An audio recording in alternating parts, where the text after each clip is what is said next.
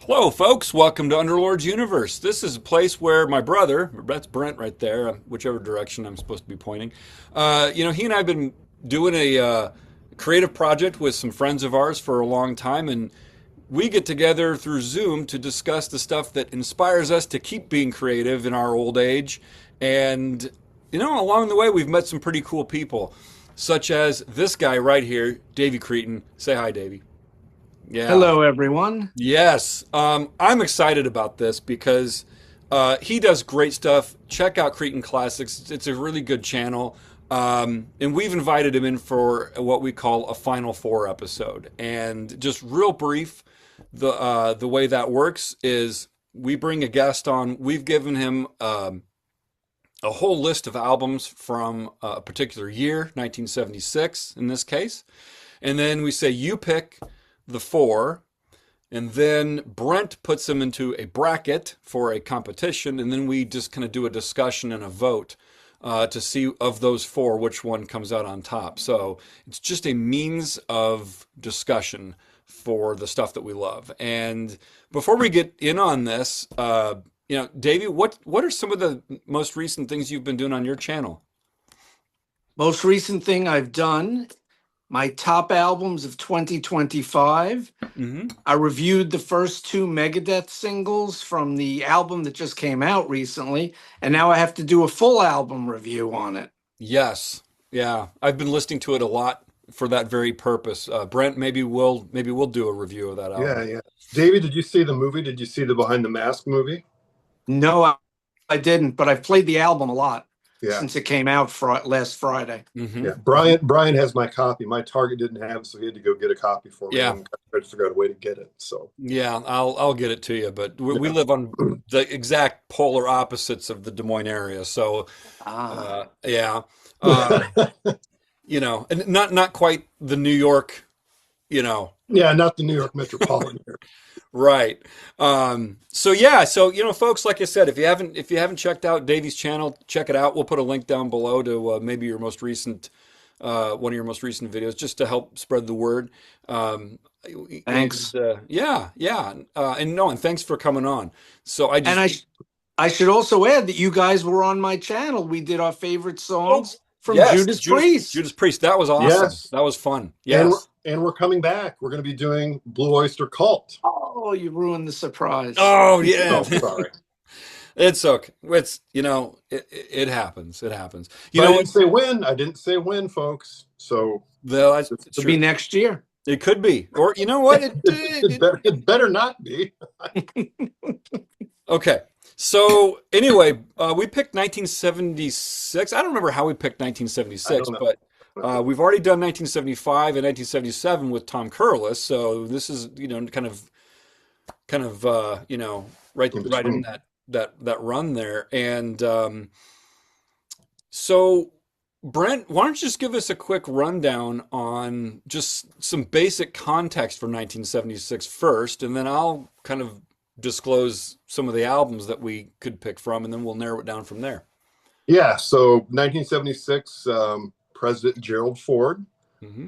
The price of eggs, which is a hot topic, 77 cents a dozen. Gas was 59 cents a gallon. The popular TV shows included Happy Days, Laverne and Shirley, MASH, Charlie's Angels, All in the Family, $6 Million Man, One Day at a Time. Those are some of the more popular shows. Movies, Rocky, King Kong. Oh yeah, the 1970s. The King Kong. Yep, Midway, Bad News Bears, Pink Panther Strikes Again, and Carrie. The price of a gallon of milk, $1.57. Median family income, $12,686. Wow. The 1976 Super Bowl winner was the Pittsburgh Steelers. Stanley Cup, Montreal Canadiens, NBA Finals, Boston Celtics, and the World Series. 1976, the Cincinnati Reds. So there's just a little bit of a run through the things that were going on in 1976. Nice. There you go. That's good. Do do do do do. You know, Yo, Adrian. you know, I don't know if it came through in the audio, but if we went back there and slowed that down, I think Davey, you and I actually harmonized there for just a brief millisecond. Nice. So yeah, yeah, That'll be a bonus track on a future album. maybe. Yeah. Okay. So in terms of the albums, I mean, obviously loads of stuff, came out this year. I'm not going to name check everything in 1976, but basically the way we do it is, Brent and I have a lot of common interest when it comes to music, but not everything necessarily. So I send a list to him, he sends a list to me, and we kind of think, well, what are the ones we have in common? Excuse me. I kind of aggregate the list just to throw it out to our guest, in this case, Davey, obviously, and then so this list that I'm going to read here represents a lot of what we could have picked, and also some other albums thrown in for good measure that maybe that weren't necessarily real top contenders, but I'm throwing in just to kind of show the diversity of the year, and also our own diverse tastes. For example, Doobie Brothers' "Taking It to the Streets" came out this year. That's just a classic record. One of my favorite albums of all time, Brothers Johnson, "Look Out for Number One," came out this year. That might be the best funk album ever made. Led Zeppelin, "Presence," "Too Old to Rock and Roll, Too Young to Die" by Jethro Tull, Aerosmith's "Rocks." AC/DC, Kiss, and Uriah Heep all had 2 albums that year. AC/DC had "High Voltage" and "Dirty Deeds." Brent, you're an AC/DC fan, so did I get that right? You did. Okay.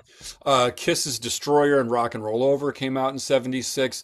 Uriah Heep, "High and Mighty" and "Firefly," which not only is 2 Heep studio albums, but also a lineup change with the vocal in the vocal singer. part. Yeah. So with the first John Lawton album there with Firefly. UFO's "No Heavy Petting." The Runaways debut came out in 76. 9 on a 10 scale by Sammy Hagar. Jeff Beck's "Wired," which was the very first Jeff Beck album I ever owned. Alice Cooper "Goes to Hell." Ian Gillan Band, "Child in Time" came out. Stevie Wonder, "Songs in the Key of Life." Earth, Wind and Fire's "Spirit."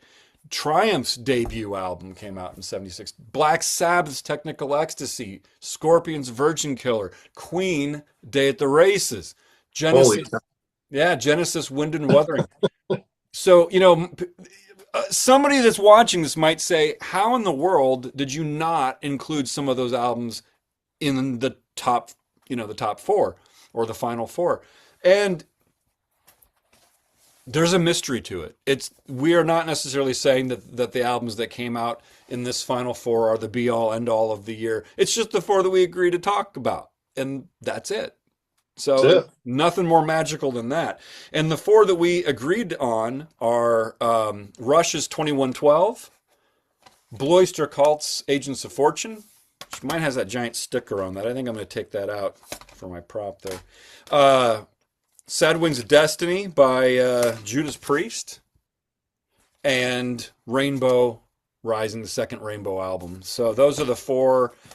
Now, Brent, you put these into a bracket. You have a real quick, simple system to bracketize these things. What do you do? Yes. Yeah. So I just take the record that was released first of the 4 in that year. Which I think that's Priest, right?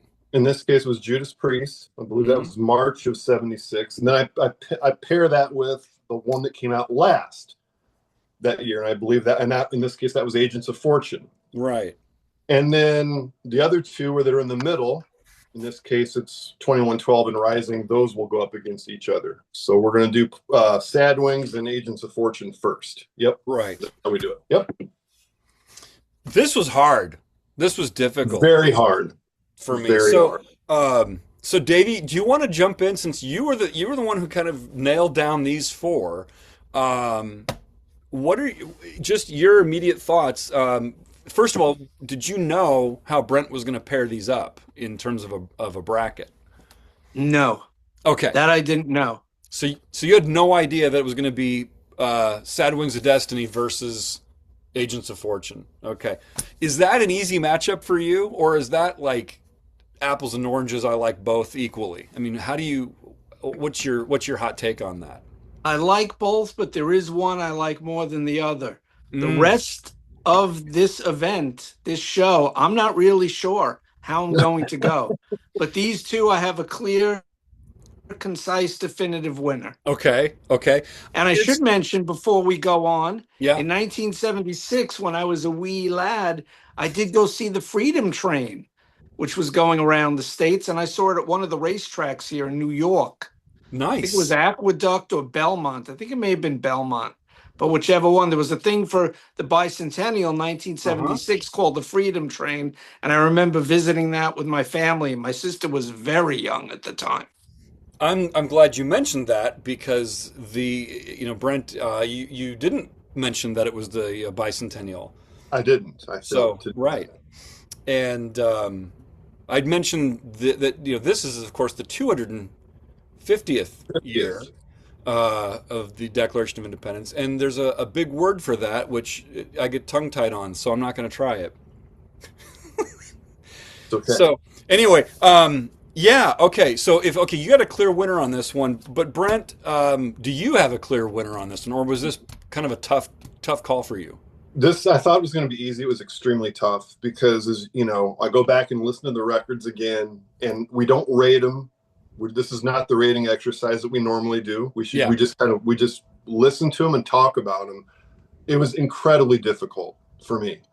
So I thought I had it figured out one way. I changed, then I changed back. I'm not kidding. I changed and I changed back again. Yeah. It was very hard. So I'm actually surprised at that. I thought that this matchup between Priest and Blue Oyster Cult would actually be easy for you. And there's the funny uh, thing for me, I thought it was going to be easy, and I think and I'm still like right on the line here, but I may actually surprise myself and change my mind on this at the end here because this is really close. This is really close.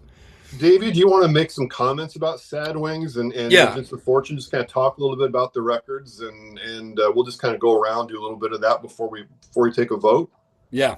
Okay, Sounds I like can a good give some idea. background. Hmm. Yeah, For Sad Wings, that came out March 26, 1976.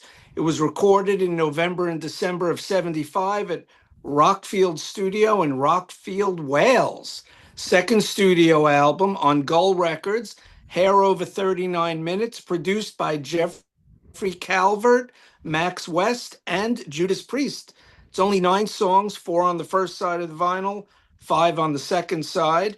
You got the lineup of Rob Halford, KK Downing, Glenn Tipton, Ian Hill, and his only album on drums, Mr. Alan Oh, Moore. yeah. He left the band afterwards because Gull wasn't giving them that much money. They were eating 1 meal a day. He thought he wasn't getting paid enough, so he left. Little did he know that Priest was getting ready to sign with CBS, Mhm. Columbia, and hit pay dirt. Gull Records only gave them 2,000 pounds, I guess, not dollars, 2,000 pounds to record the first 2 albums, each record, 2,000 pounds. And I think when they signed with Columbia, they got like 60,000 or way more. I think it's 60,000. So their budget just increased and jumped up. And you could tell that the Columbia records sound much better than Mhm. these 2 Gull albums. There's no chart action except all the Columbia albums, Sin After Sin to Painkiller certified, including the 2 live albums. So in America, those all were gold or platinum, Scream Me for Vengeance, double platinum, but the first 2 albums did not certify. Co-engineered by a famous name on here, Chris Sangarides. I finally learned how to pronounce it. Thanks, Yeah. Pete great. Pardo. The cover concept, it's a beautiful cover by Neil French. Put The that back up painting here. is by a gentleman named Patrick Woodruff. And there was only one single released a week before the album, March 19th. The A side, The Ripper. The B side, The Island of Domination. There you go. No chart action. And you could tell that this record is a little different from almost every Judas Priest album because it has tinges of progressive rock. I wouldn't call it progressive rock. Hmm. It's hard rock with prog rock and tiny bit of pop mixed in. So that's the background on this record. Should I do Rush or Or that's enough for now? Not no, Rush, I'm sorry, B.O.C. let's just talk about high points, low points, or if there are low points. I mean, And you know, just your general overall reaction to this album, because I mean, speaking for myself, I have kind of a strange reaction to Sad Wings of Destiny. I do love the record, but I have an odd reaction to it, and so I don't know. Should I just go ahead and start with that then, and Yeah, just let you guys? yeah, Okay, so yeah. Yeah. because you know, I love this record, but weirdly enough, and people think I'm odd for this, I think Rockarola actually edges it out. I am more likely to put on Rockarola than I am Sad Wings of Destiny. And so I know we're not here to talk about Rockarola, but to me, when I think about Sad Wings of Destiny, the the songs I think are fantastic, but I almost invariably prefer live versions of those songs. Obviously, we're talking about songs like "Victim of Changes" and "Ripper." You know, even "Tyrant." You know, "Genocide" is a great song. I mean, all of those songs are fantastic. And most of those, there are live versions that I just prefer. So I actually I don't place Sad Wings of Destiny on that same pedestal that some other Priest fans tend to. So now, but I still do love the record, though. I still love the record. I don't know. I just putting that out there. You guys can kind of riff off that if you like. David, Would you you like want to go? You can go, Brent. Okay, I'll go. I yeah. I'm not sure this would rank as my, favorite Priest album or top 5 or whatever, but I find it to be. You talked about how you like Rockarola better than this album. I can't go that far by a hair. This album, it's kind of a little bit of a peaks and valleys album. I actually like the production. Davey talked about the small amount of money that was spent on this record. I find the production to be a little bit charming. To hear these songs in their original incarnations from 50 years ago is pretty cool. We don't talk much about the tracks like Prelude and Epitaph, which are oddities now looking back, that they wouldn't do this kind of stuff that often, which I think kind of adds a nice little accent to the album. I wouldn't say, well, we're not ranking these records per se. We're not giving these songs stars and points. I wouldn't say that they're necessarily great songs, but I think they work within the framework of the album. You're talking about Epitaph and Prelude? Yeah. Okay. So I think they're good. I think they're good pieces within the context of the record, but you just really can't deny the firepower of like "Victim of Changes." And when we did Davey's show, I mentioned that "Deceiver" is one of my top 12 Judas Priest songs of all time. That's on this album. I love "Tyrant." I love "Genocide." So there's a lot of really good material on this record, and I think the production, as primitive as it might be, it still sounds pretty good. I think it's aged pretty well. You talked about the cover. The cover is a fantastic cover. So yeah, this is a really good package, I'd say, all the way through. It's an album that I quite like, and I don't really. We talk about sometimes, oh, I never need to hear that song again. I never need to hear "Victim of Changes" again. I don't say that about anything on this record. So really, really good album. I agree. Okay. I think it's a great record. I don't mind the production. And personally, unlike some other people, I was never a huge live album fan. I'd rather be at a live concert than hear a live album. So I'm the odd one that would rather hear studio records. So I really enjoy this record. I think "Victim of Changes" is a high point. "The Ripper," the whole first side, "Dreamer," Deceiver, and just Halford's vocals on this album and the guitar work, both rhythm and lead, but most likely the leads by Tipton, probably a little more than KK on this record. And you're right, Prelude and Epitaph, the two oddities, the keyboard-based songs, they were the ones that were never performed live. Mm-hmm. They've done the other 7 tracks, except for these 2, throughout their whole career. So they've done 7 out of 9 songs from this record. And maybe side 2 is a little weaker than side 1, but I think it's still a great album overall. And if I remember correctly, Victim of Changes was my number one. So Well, that's a song I just love to hear. Hmm. And I will never get sick of that song. Halford's vocals on there, amazing. The whole way it starts out, it just fades in and fades up, and then you get the guitar work, Halford's vocals, and just the highs he Yeah. hits, phenomenal. It's And then that also, mellow section, and then it just that scream at the end, the victim of changes.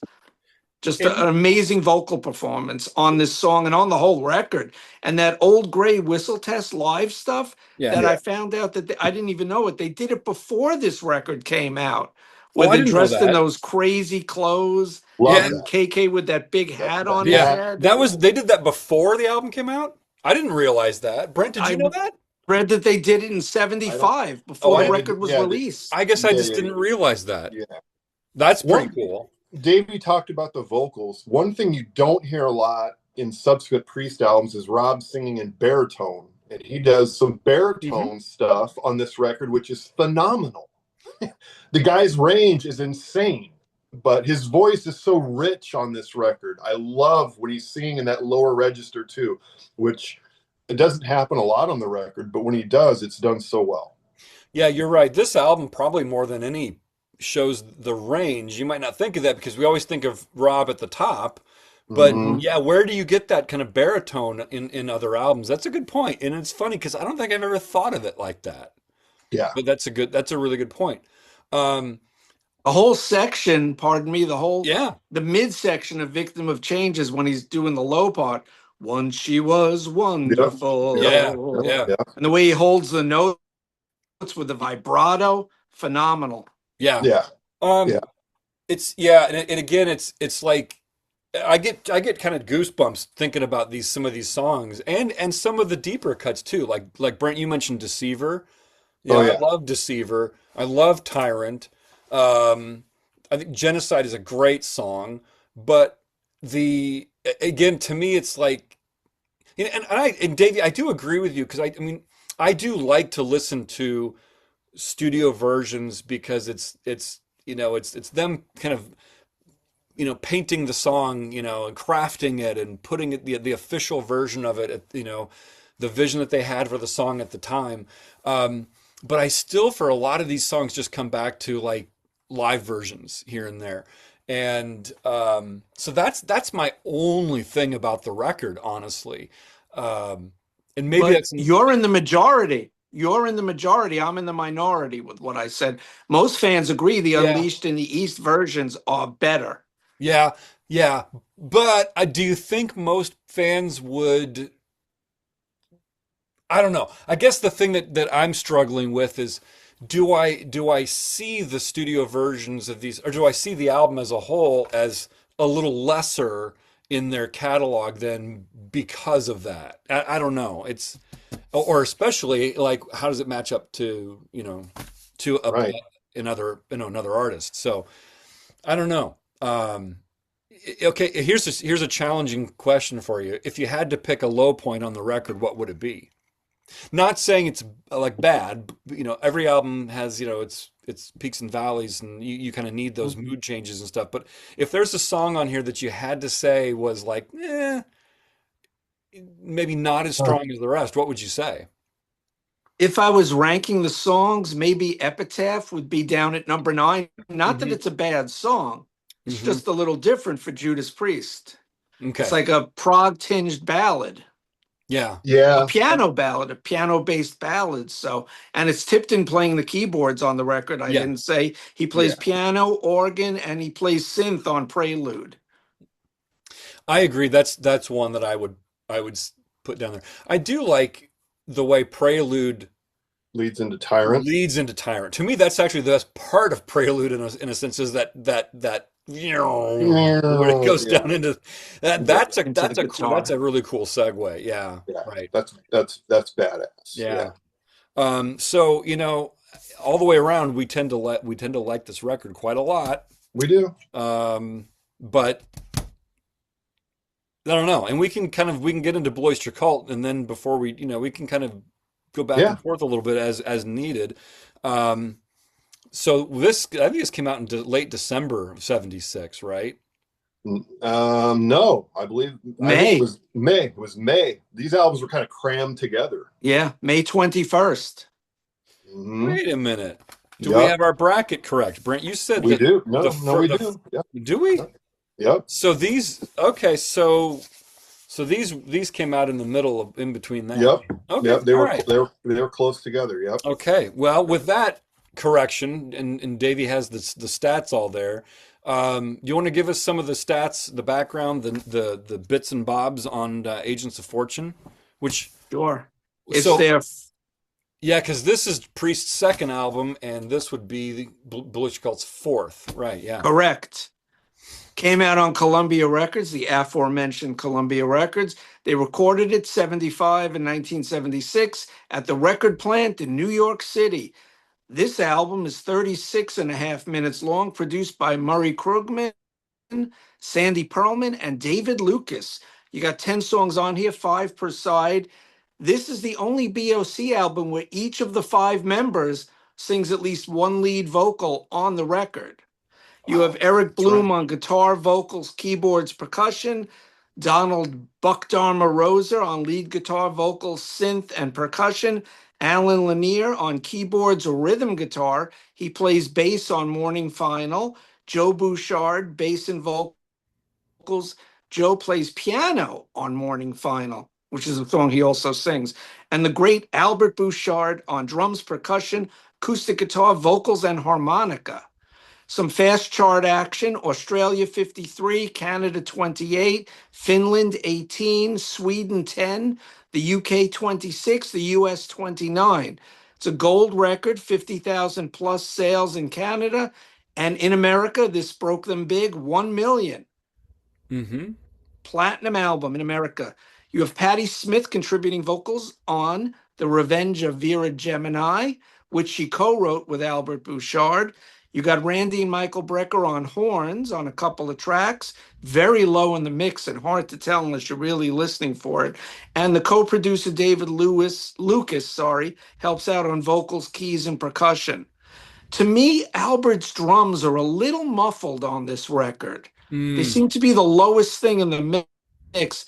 And I think he's a great drummer, great songwriter, and he has such a unique voice. Yeah, he does. I think that when Albert left the band after Fire of Unknown Origin, that was the big crack in the band because none of the records after that, to me, measure up to the first 8 albums or so, however many, up to Fire of Unknown Origin. Those are basically the best because Albert was there. And once he's out of the equation, it really changes things in the band. Getting back to some background information, Mhm. Reaper was the only single with Tattoo Vampire as the B-side. On the album, it's a little over 5 minutes. The single edit was 3:45. Egads, they probably took Yeah. out the great middle section. It hit number 7 in Canada, 17 in Ireland, 16 in the UK, number 12 here in the US. Let's see. The single itself, platinum sales. This is including streaming and regular vinyl 45 sales. In the UK, it sold its platinum as a single, 600,000 plus. In the US, 6 million plus. That's Wow. sales and streaming. The big SNL sketch, of course, we have Oh to yeah. mention that based on Don't Fear the Reaper. It's really called The Reaper, but then in parentheses, this record is strange because track 3, Don't Fear in parentheses The Reaper. Then the next This song is track, yeah. ETI, and then in parentheses extraterrestrial intelligence. So it's weird to see 2 songs in a row on an album with parentheses, but now I sound like the great Martin Popoff. Also, Don't Fear the Reaper has been used thank you. It's been used, Reaper's been in films, TV shows, and video games.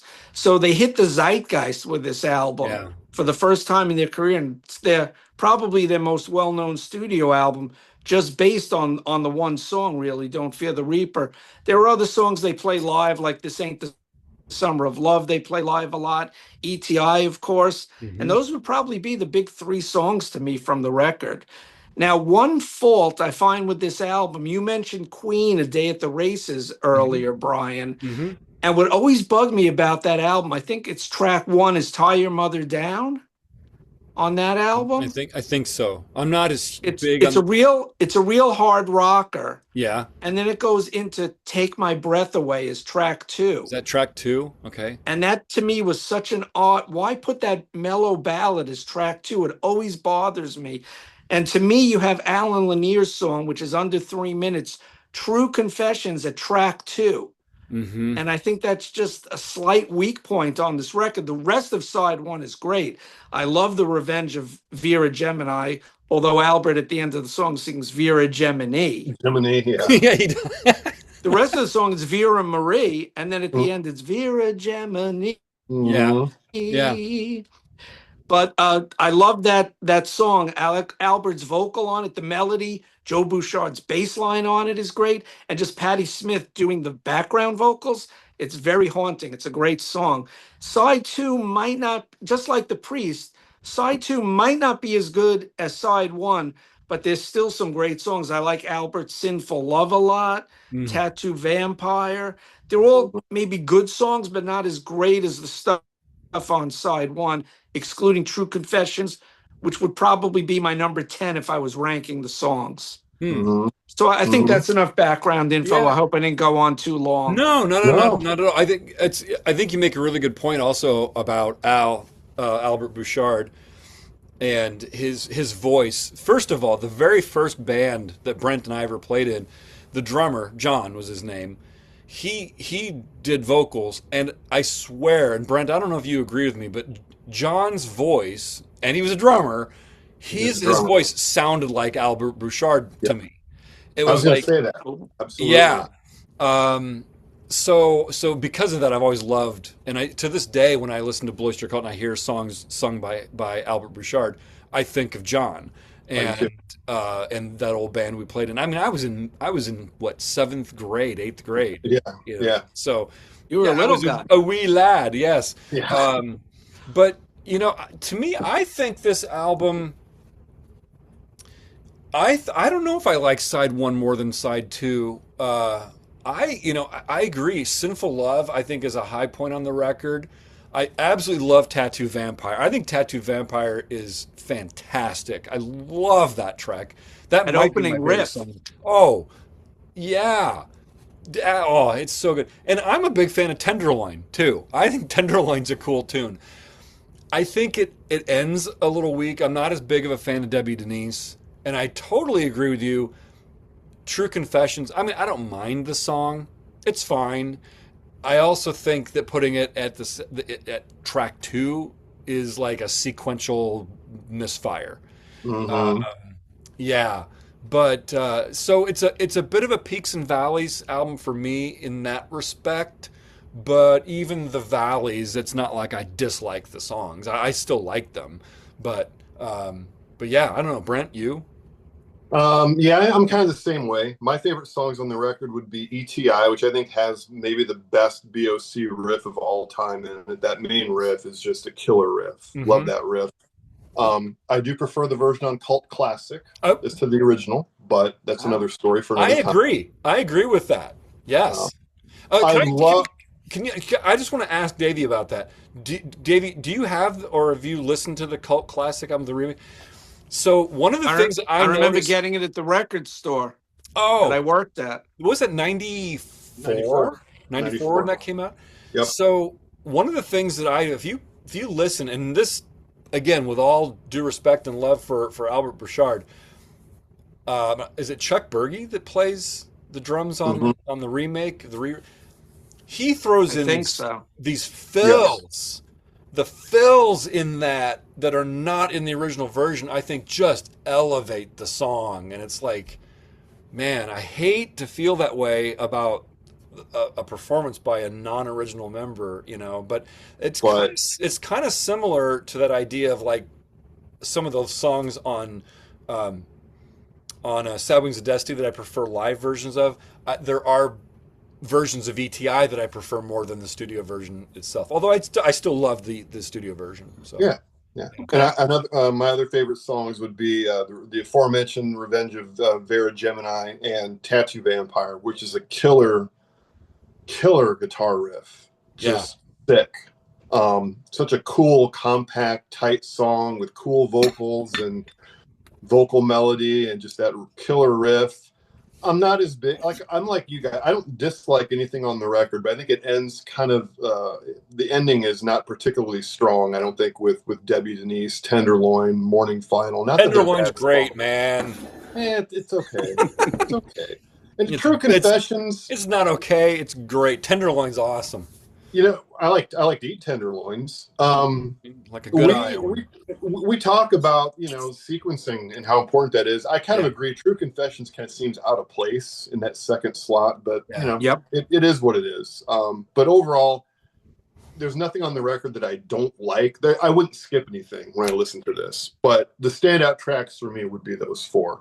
And I do like Don't Fear the Reaper, but for me, that's a song that I don't think is anywhere near as good as ETI or Tattoo Vampire or I disagree. I think it's one of those songs, the classic songs that deserves to be a classic song.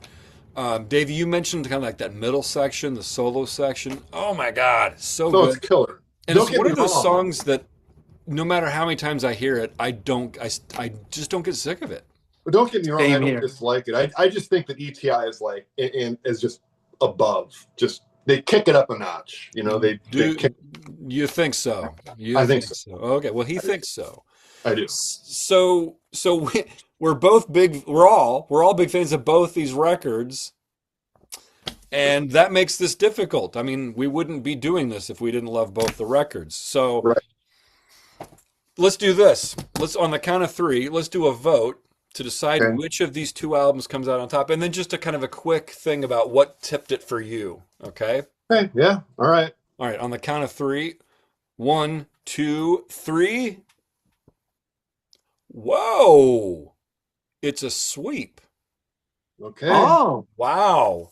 Brent has this too. Yep, we all picked Sad Wings of Destiny. Okay, so Davey, what put Sad Wings over the top for you? I would say side one. Okay, there's no True Confessions, just that dip.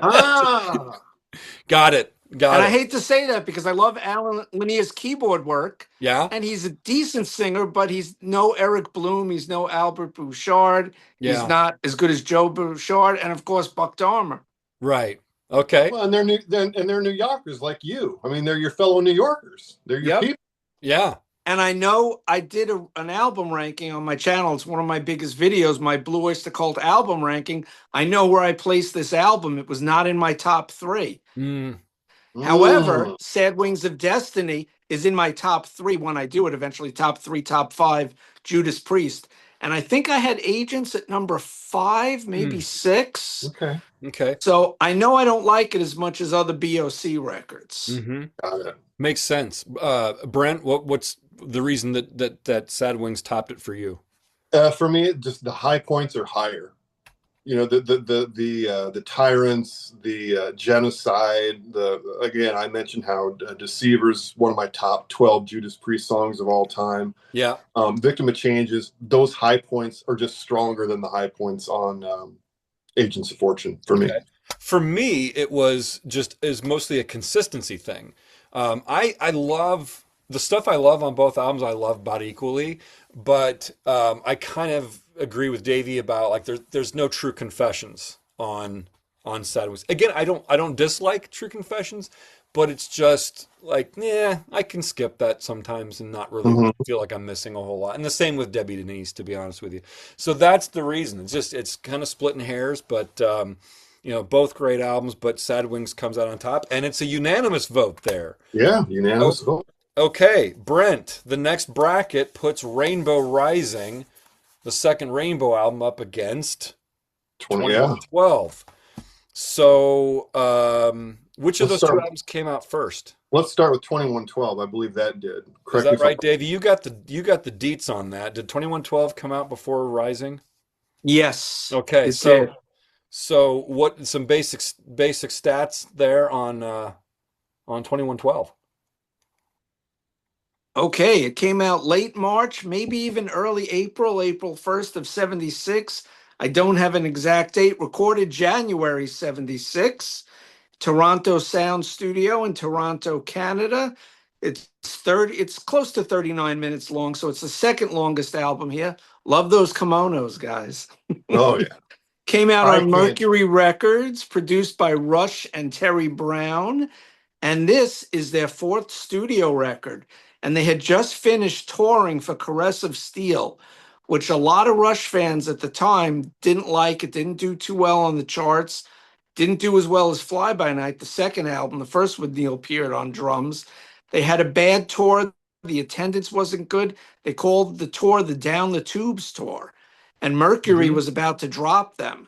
And they said, you guys, you have to have a hit album. You have to give us some hit singles. And they made this record. They would not let the record company hear it. And they put it out, and word of mouth and touring. And it did really well and kept their deal. And ever since then, they were on an upward trajectory. And once Permanent Waves and Moving Pictures came out, they started playing stadiums and big sheds, and they never had like a career lull after that. They always had big albums. Just about all their albums were gold or platinum. And this was basically the start of that.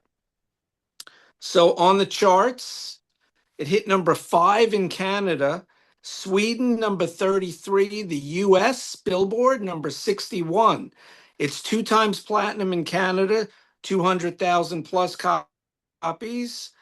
It's gold in the United Kingdom, but that's the 97 re-release, the remaster on CD.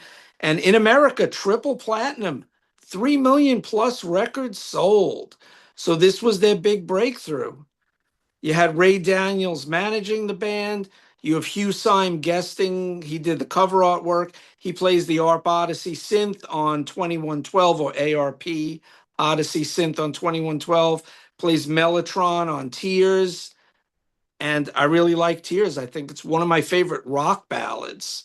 And it's just the trio of Geddy Lee, obviously, Alex Lifeson, and Neil Peart. You only have 6 songs on this record. The first side is 2112, over 20 minutes long, divided into 7 parts. It's an epic, and it's probably one of the best Rush epics, in my opinion. And then side 2, you have 4 shorter songs between 3 and 4 minutes, nothing under 3 minutes, nothing over 4 minutes. So that is 2112, and it was their watershed moment, and they went upward and onward ever since and became one of the biggest cult bands. And all their albums were frowned upon by Rolling Stone and all the press. Yeah, right. And now they've been reevaluated and reappraised, much like Led Zeppelin and a bunch of other bands that we love. Yeah. Okay. Brent, you want to dip in here on 2112? Sure. Now that Davey's laid the groundwork for this? Yeah, and again, this is hard. I mean, some people I'm sure would say this is their crowning achievement, right? I mean, I can't go that far, but again, in re-listening to this record and kind of getting into it again, it has so many great moments on it. I mean, I do wish that 2112, the song would have been 21 minutes and 12 seconds long. I think if I'd written it, I probably would have made it that way, so it would have worked that way. But nonetheless, what a fantastic epic piece, with so many peaks and valleys and light and shade and the riffs and the vocals. It's just that's a phenomenal track, right? So to kick it off with that 20-minute piece is so fantastic. And then when you flip it over, it's like it's almost a completely different record, because you got 5 tracks that I don't think, like Davey mentioned Tears. Tears for me is actually my least favorite song on the record, but Lessons is one of my favorite Rush songs of all time. So if we ever do with Davey top 12 Rush songs, I guarantee you Lessons is probably going to be within my top 3 or top 5. It's that good. Nice. I agree. Passage to Bangkok is cool. Twilight Zone is weird, right? And just kind of bizarre, like this, like the but I love show. it. Yeah, but it's cool. And Something for Nothing is just like a good rock song, right? So this record has like a little bit of everything. So when I listen to it, it's like, okay, 2112 is great unto itself, and the second side isn't really like that, but that's what makes this record so cool. It's almost like you get two for one, kind of, Mm-hmm. Two which is really, halves. really, really cool. Yeah. Mm-hmm. Yeah, I agree. In fact, I actually prefer side two to side one. I Mm. love side Wow. one. Don't get me wrong, but I love side two. I agree with you, Davey. Tears. I love Tears. I think Tears is a fantastic song. Yes, Twilight Zone is weird. I love Twilight Zone, and I love Steven Wilson's remake of it. By the way, Mm. his cover of it, I should say. Um, but Brent, I agree with you. Lessons is like if I was forced, if somebody said you absolutely have to pick one track from 2112, I would have to That's say it. Lessons. That's it. Lessons just is, and Alex wrote the lyrics for Lessons, Yes. um, which is kind of an interesting oddity. But yeah, I think that song oftentimes gets overlooked, and just I adore it. I love it. Absolutely love that song. Davey, if you were forced to pick either side one or side two, like you talked about like side one of Sad Wings of Destiny. You talked about how the little lull with True Confessions, kind of on side one of oh my light just went out. Oh That's no, okay. It's all right. I'm in the dark. Hang on, we'll just do this instead. In the dark, do do do do do do do. If you had to pick side one or side two here, what would it be? I would pick side one Okay. just for the temples of. Let me get the breakdown of the song. I never remember every little part here. Oh, I hit the wrong thing. Where's my breakdown? Okay, Temples of Syrinx in Mm-hmm. 2112 Part 2. A presentation when Getty is doing like he's acting out the main character in the story of 2112, and then he's doing the priests, and his voice goes up and it's more intense. I love the Yeah. dichotomy of the vocals on that song. The vocals in Oracle the Dream are great, and Soliloquy, just the mellow part when he's singing, and then Mm-hmm. it just kicks in, and just the grand finale, the whole thing overall. I even like Discovery. I like his Mm-hmm. vocals on that. So I would say side one definitely, but I don't dislike side two. I like every song on side two as well. But I think it's Getty's vocals and Alex's guitar work, and of course the professor on drums, that just puts side one over side two for me. Okay. Okay. And it's funny because when I listen to side one, I often, if I put the album on and I listen to it in order, and I listen to side one, or I put the disc in and I listen to it, I often tell myself, man, how can I like side two more than this? This is fantastic. I just absolutely love this. And then I put on side two, and I'm just like, yes. So it's like this is pretty darn close to a perfect record. So, but having said that, though, I do if I'm pushed, I will say side two. So, um, and I think it's just because they are they're kind of saying, hey, look at this masterpiece that we did, this kind of mammoth thing that we just gave you on side one, and then now, hey, look, we can do these variances, all these just different kinds of songs as well. And Rush oftentimes gets pegged as, oh, in the 70s they were doing all these long things, and by the time they got around to Permanent Waves, they started to really tighten things up and write shorter songs. And I think it's maybe I'm nitpicking, but I think it's better stated that they instead of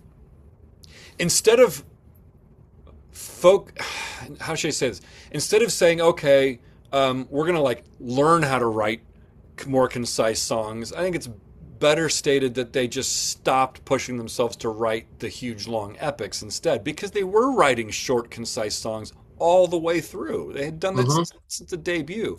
Yep. So, but sometimes when you listen to people, that you kind of get the impression that that's all they were doing in the 70s. It's like actually not. I mean, Mm-hmm. there's one on Caress of Steel, there's one on 2112, there's one on Hemispheres, and I mean even the longer songs on some of the other albums are more like 10. Mm-hmm. So, you know, Anyway, I'm kind of blathering at this point, but I guess that's part of the fun, right? Yeah. Okay. So yeah, great record. Anything else you guys have to say about 2112 before we move along to Rising? I do not. Okay, Davey, I'm good. give us the skinny on Rainbow Rising. Oh, and I just noticed, I just realized, in round one, it was one band with their fourth album against another band with their second, and in round two, it is a band with their fourth album against another band with their second, There you albeit go. Richie Blackmore's Wait, veteran at this point, but as a band, yep. well, and even that, the lineup, and Davey, you'll get into that. The lineup is not the same lineup as it was on the first Rainbow record, so have at it. Correct, good sir. Their second studio album on Oyster slash Polydor Records came out May 17th, 76, recorded February 1976. The cover painting is by a gentleman by the name of Ken Kelly. This Yes. was recorded at Musicland Studio in Munich, West Germany at the time. Now it just would be Germany.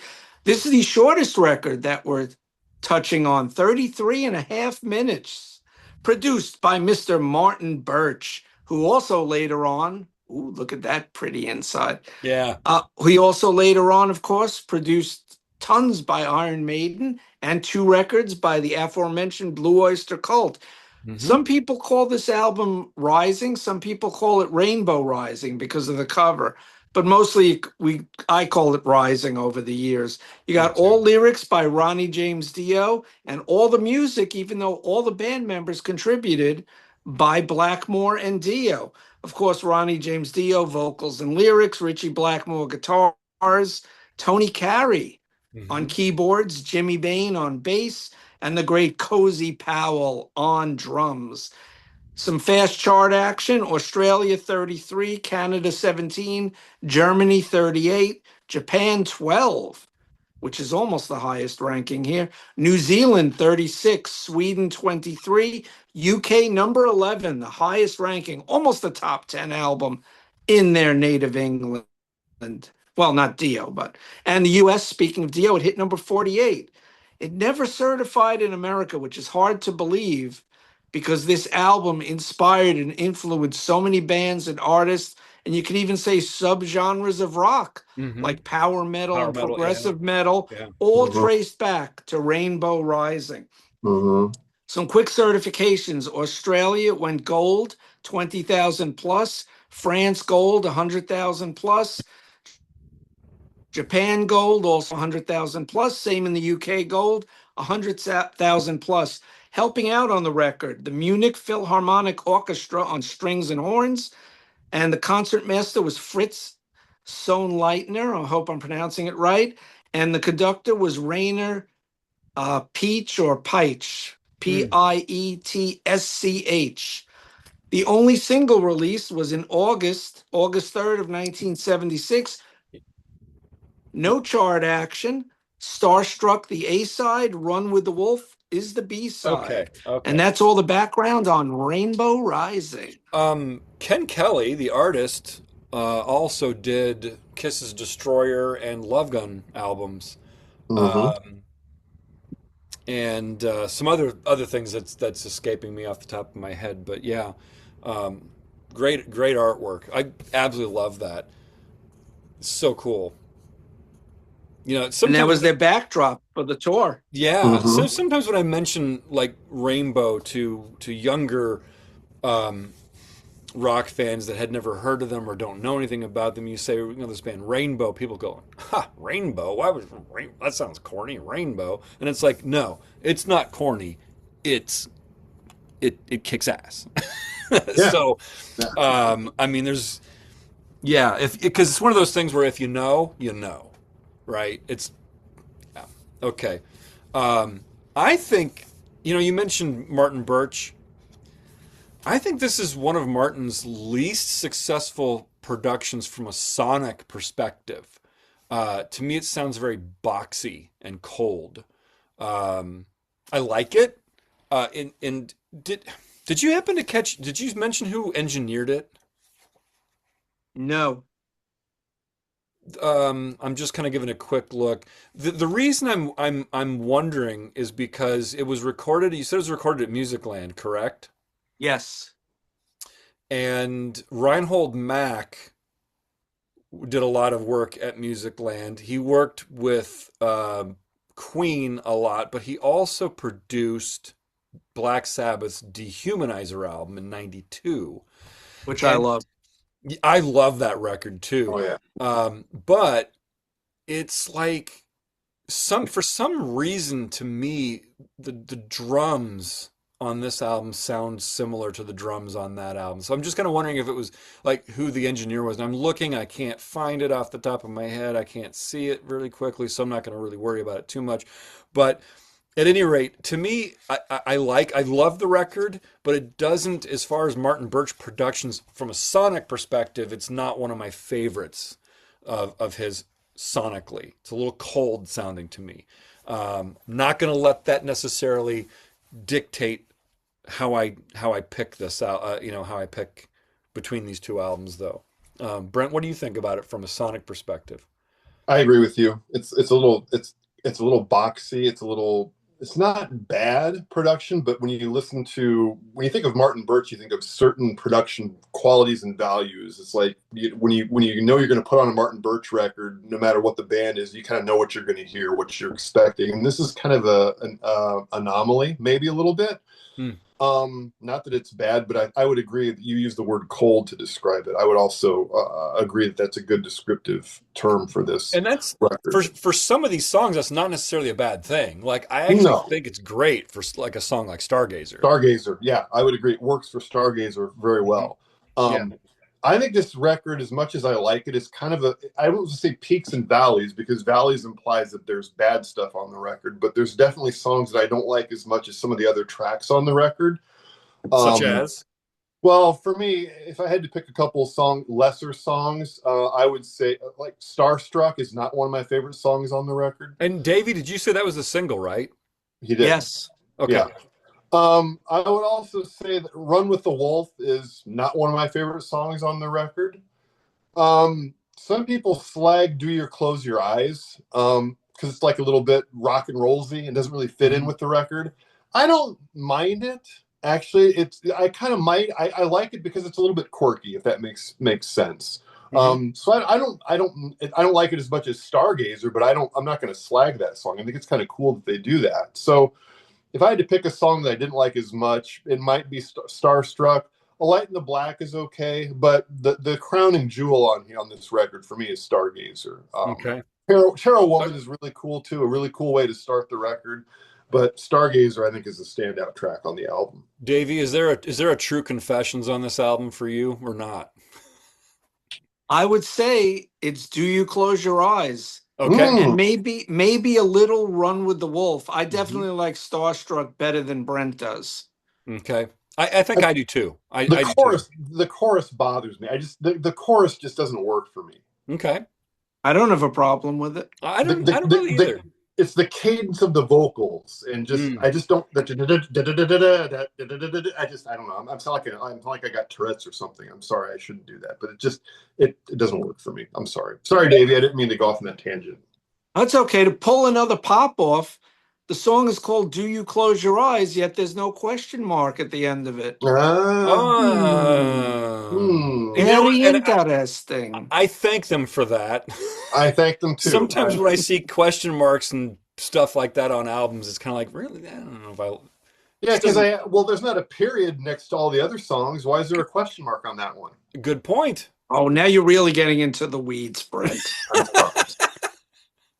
I'd say my three highlights on this album, definitely Stargazer, Tarot Woman, and A Light in the Black is just a great thrashing song. Yes. And then Starstruck, and my two least favorites, slightly lesser down. I would say Do You Close Your Eyes is my least favorite, and then Run with the Wolf. But I like Run with the Wolf better than Do You Close Your Eyes. Davey, that's exactly, song for song, exactly my opinion. Which I don't think I've had a conversation with anybody about this where it's like literally the order of the songs. Like those are exactly the songs that I would have said Terror Woman, Stargazer, Light in the Black, absolutely. Those are like the high points of the record. Yes, I prefer Run with the Wolf over Do You Close Your Eyes. That's yeah, bingo, nailed it. But one thing for me though is that and here's a question for you: is Stargazer, because it's so phenomenal, does Stargazer overshadow even the other songs that you really like on the album, such as Light in the Black or Terror Woman? Or Yes, definitely. okay, okay, So so Davey, it's the standout track on the record for you. It's like Absolutely. it is when somebody says yeah, Rainbow Rising, you're like, oh, Stargazer. That's like the first thing that you pops into your head. That's it, right?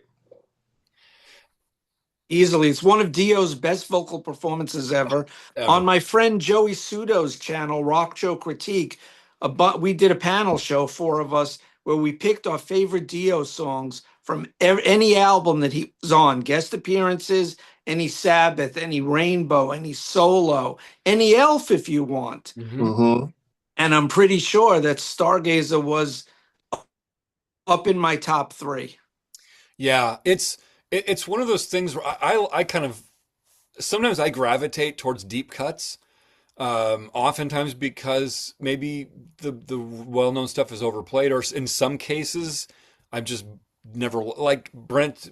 You know, you and I disagree about "Lick It Up." You know, Kiss's "Lick It Up." Right. Like to me, the song is just kind of, bleh.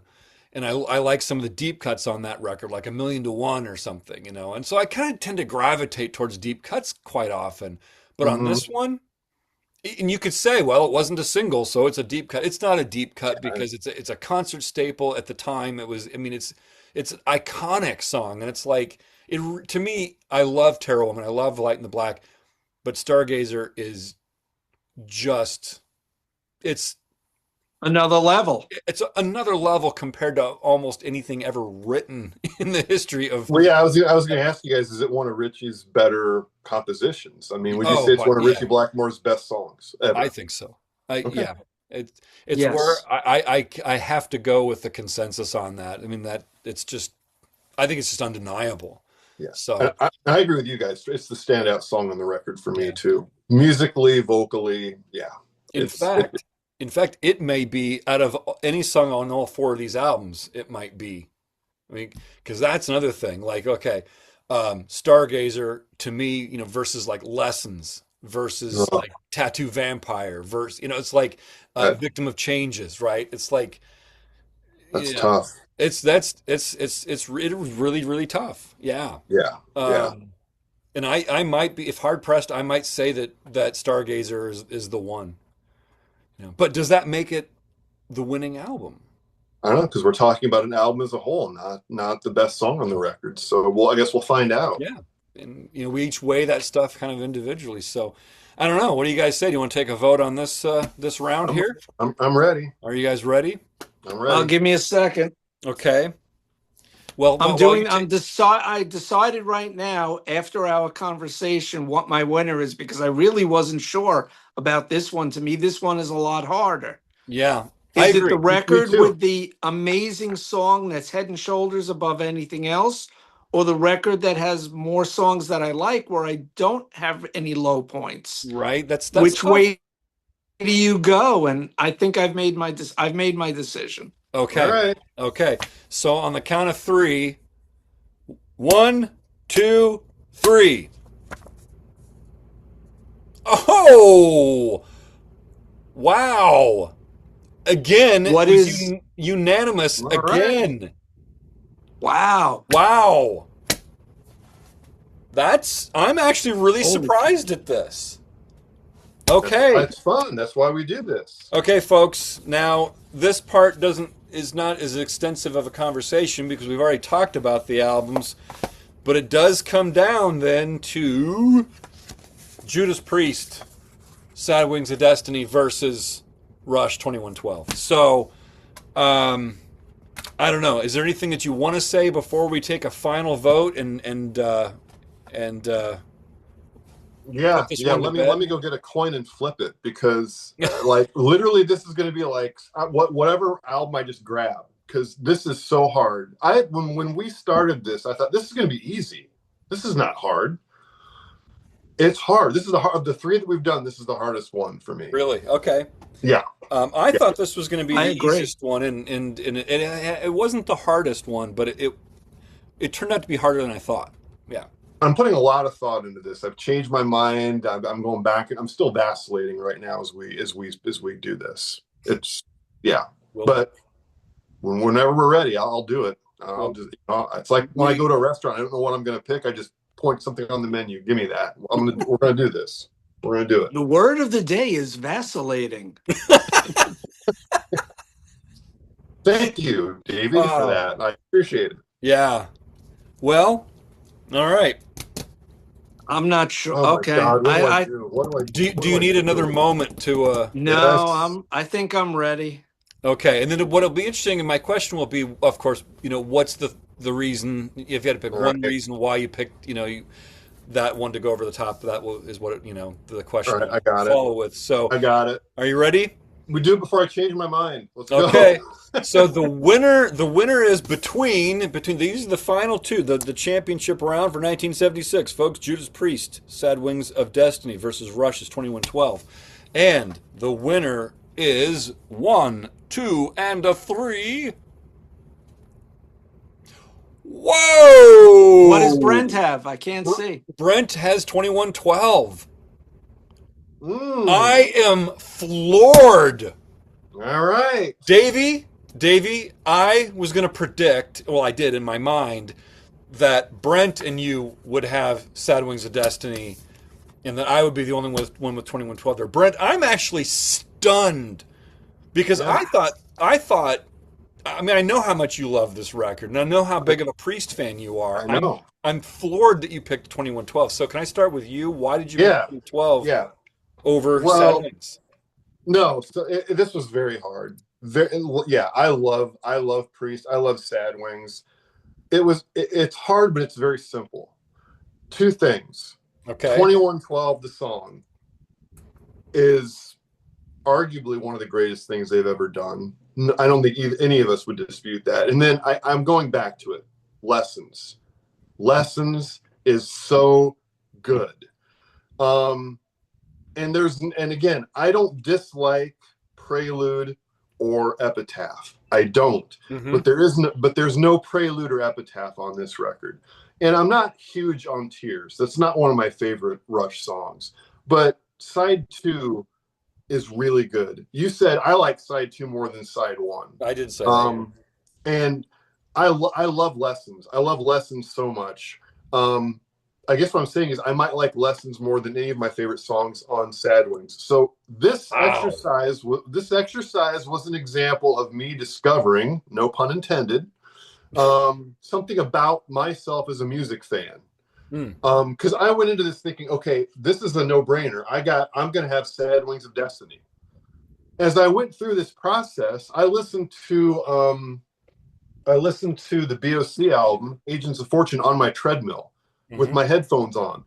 And I don't always listen to stuff in headphones. And when I was listening to the song in headphones, I'm hearing things I don't always hear when I listen to it on my stereo. And I thought, I'm gonna pick Agents of Fortune over Sad Wings. I actually was at a point where I had that penciled in as the winner. I changed it back and I thought, okay, but so I'm getting a little bit off topic, but my point is this was very hard. And if we do this again in a month, I might change my mind. But I surprised myself by picking this. I think that's what makes this really fun for me, anyway. Well, you surprised me. You surprised me. I thought you were going to pick Sad Wings. And I know you're sincere because I knew that you were going to think that I was going to pick Sad Wings. Yeah, I knew that. I did. Yeah. And I didn't do this. Davey, why? What puts Sad Wings over the top for you? Victim of Changes, basically. The whole first side. Okay. Just Victim of Changes is my favorite Priest song. That was my number one when we did the show on Cretin Classics last year. Yeah, it was.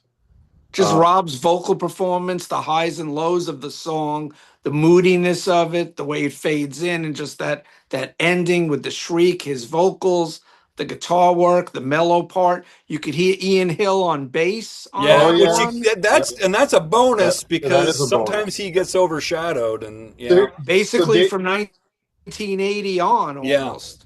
Well, let's Yeah. say 81 on. Yeah, Because you hear him on the Rage. He starts off the Oh, Rage on which is- British Steel. and that's a great song. Yeah. So, Davey, here's a question. I got a question for you.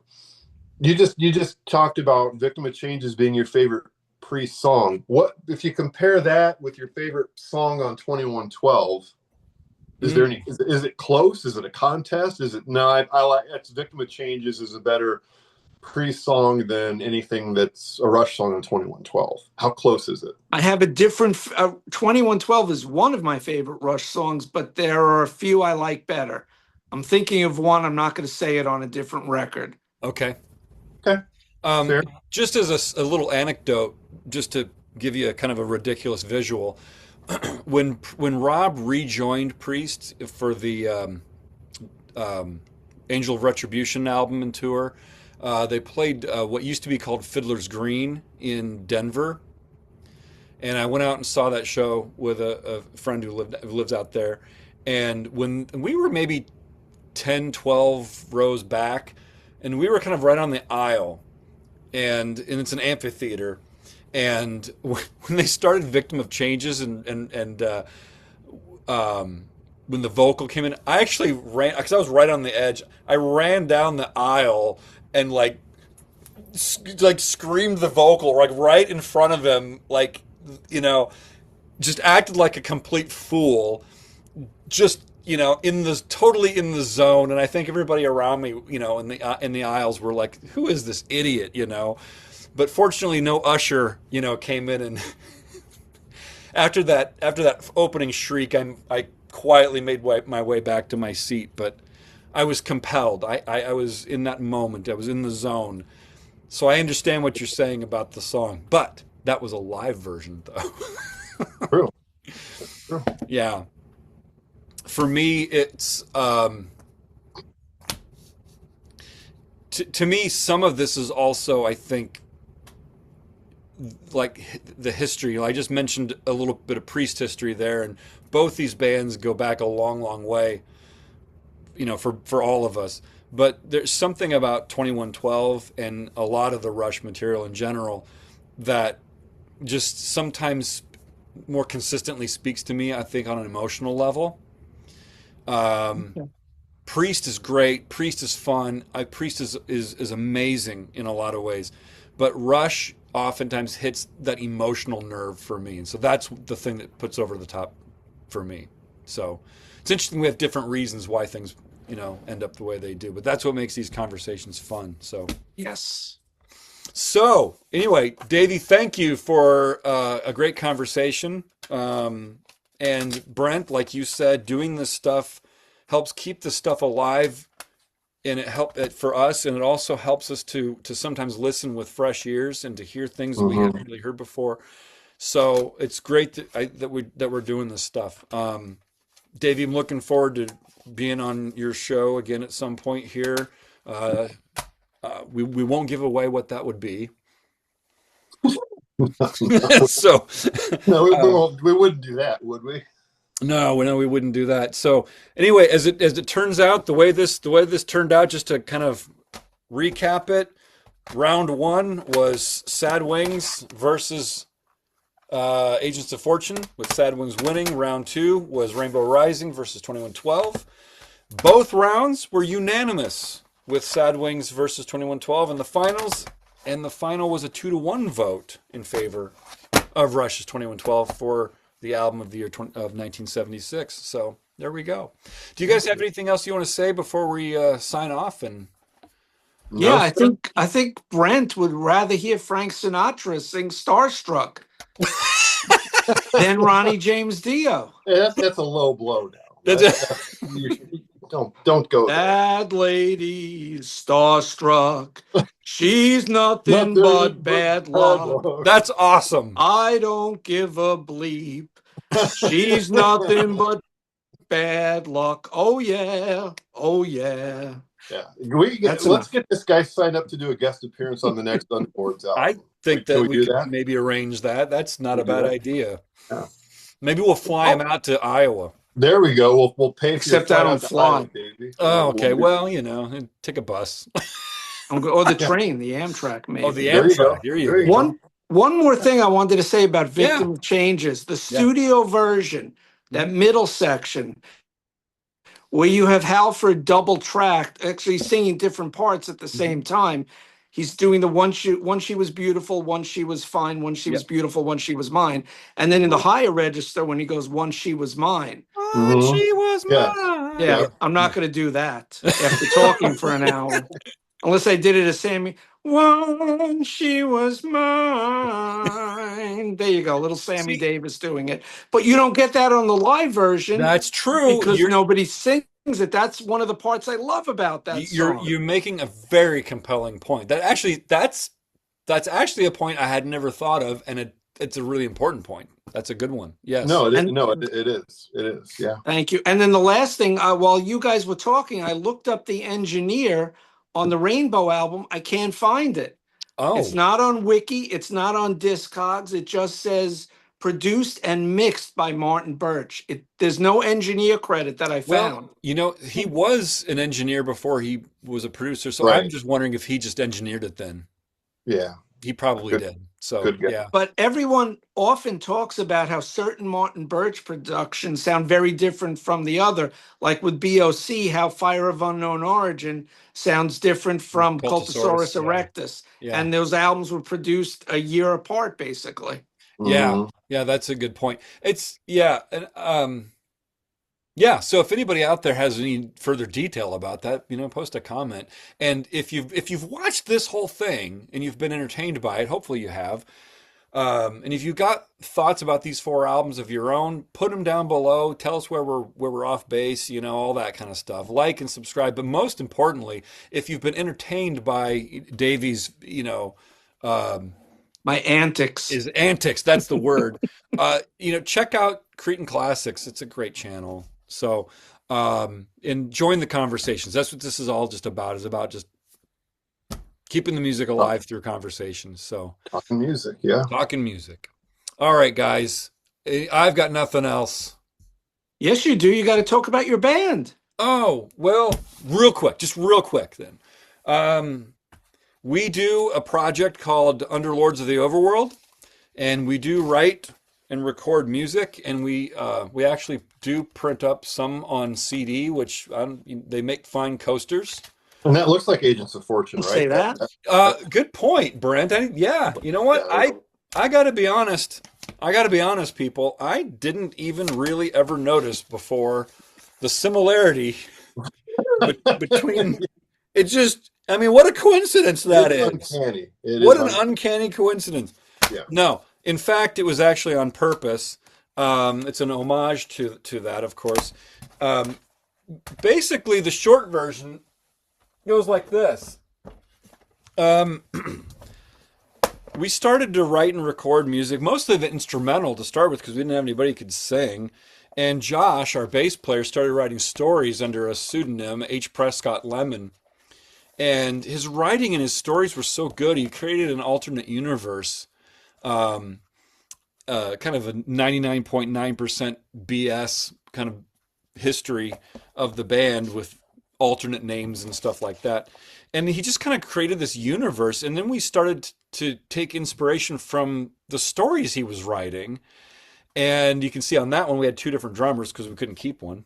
We're kind of like Judas Priest in that regard. We had a problem getting Or his drummer Spinal to Tap. stick around. Or Spinal Tap, right? And in fact, this album here, which is called Lottery of Your Life, the character on the front, his name is Cankerburn. He's a demon that's in the universe that Josh has created. And he's got a spin-off series called the OAO, which stands for Ordo Abstrusus Oculus. And he's got a volume called Smaller Than Death out, which is kind of got some inspiration. Oh, excuse me. Inspired some new songs and stuff. And so we just kind of create kind of an interwoven universe of literature. Josh wouldn't call it literature. He would say it's just stories. Stories and music, and one kind of informs the other, and we just have fun with it. And you know what? If it doesn't really make sense to somebody else, that's okay. As long as there's something in there that somebody finds interesting or appealing, then that's cool. But we do it just because it's fun. So And plug the new album too. It's coming out soon. yes, if we can, there's been some problems in the art department, lost files and things like that, but it's getting all squared away. But we do have a new album called Smaller Than Death coming out. There's demo versions of 3 of the tunes out on streaming services and Bandcamp, so people can check them out there. We did re-record them, so they do have some sonic differences, and but the arrangements are pretty similar. But we put those out just because we liked them. We had a drummer named Blake who played on those and actually helped to write and re-record those at his studio. And then when we re-recorded them, the drums were all different. So there's new drum takes and stuff as well. And so yeah, it's a fun, great way to spend your time doing creative stuff. So yeah. I'll put links down below if anybody's interested enough to check it out. Sounds great. Yeah. And thank you, Davey, for plugging it yourself. That's so cool. That's just awesome. Yeah. I've never been to New York City, but one of these days, if I make it out that way, we'll have to like meet up and get a I don't know. Get a brewski together. I was gonna say what do you, I was trying to think of something more specific to New Get York. some friggin' beer over here. New York style pizza. New York, yeah. yeah, New York style pizza. Yeah, for sure. Yeah. So at any rate, yeah. Okay. And look for these gentlemen. Look for the brothers coming up on Cretin Classics We'll be there. when we get together to do the top 12 tunes of Shh. Oh, yeah. Yep. Yeah. It's top secret. Okay. All right, guys. Thanks for having me on. You're welcome. Thank you for coming on. This has been fun. Subscribe Davey's stuff on Cretin Classics. And until next time, have a good night. Be good to each other. Arrivederci.